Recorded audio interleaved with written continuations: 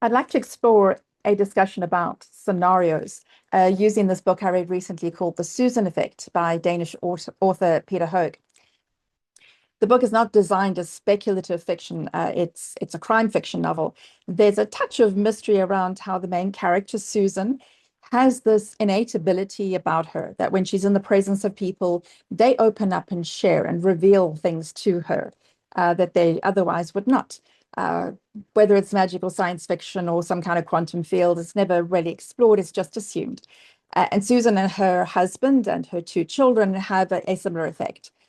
In this particular story, the family is appointed by the government of Denmark to explore and to find some data for them. And in the process of exploring this, they eventually discover that there is this Futures Commission that had been put together by a number of bright young people a couple of decades before the story. And this particular group of young people were very good at making very accurate predictions about the future. Now, in futures thinking, we don't like to talk about predictions. It's not crystal ball gazing.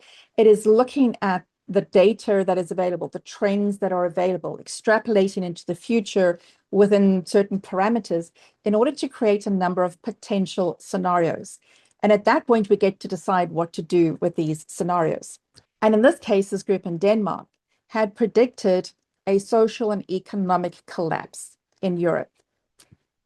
The Danish government's response was to put together another team to extract what needed to be protected from Denmark to make sure that it survived the collapse. So we're talking about culture, music, art, writing, language, agriculture, and people and wealth, all protected and categorized, and they were going to move to this island in the southern hemisphere where they would be protected while the social collapse happened, and then they could go back later and pick up any pieces, but their culture would be intact. Scenarios are never values neutral. There's always going to be a set of parameters that we're looking at. So for whom are these scenarios being designed? What are the assumptions? What are we looking at prioritizing? Are we trying to prioritize culture?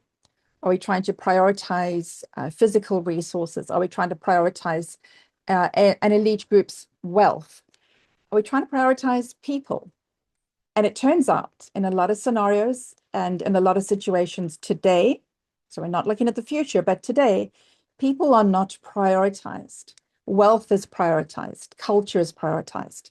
Access to opportunities for certain people are prioritized over the basic livelihood of other people. That's a reality we see today. So we shouldn't imagine that it's going to be absent from certain people, certain organizations, scenarios for the future. Another question we can ask is, when we're putting these scenarios together, are we designing it so that we can look at a potential future, decide that we don't like it, and work out what we can do to transform society, to transform the circumstances so that we go in a different direction? Or are we using the scenario so that we can work out how to protect certain interests to weather the storm, to weather the collapse that is inevitable? Scenarios can also be secret, private.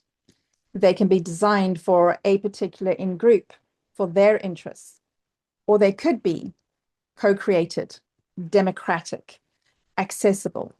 It is entirely possible with the resources we have on this planet, with the intelligence and creativity and technology and science that we have on this planet, it is entirely possible to create inclusive futures that honor people, rather than the exclusive future scenarios that only protect the interests of an in-group.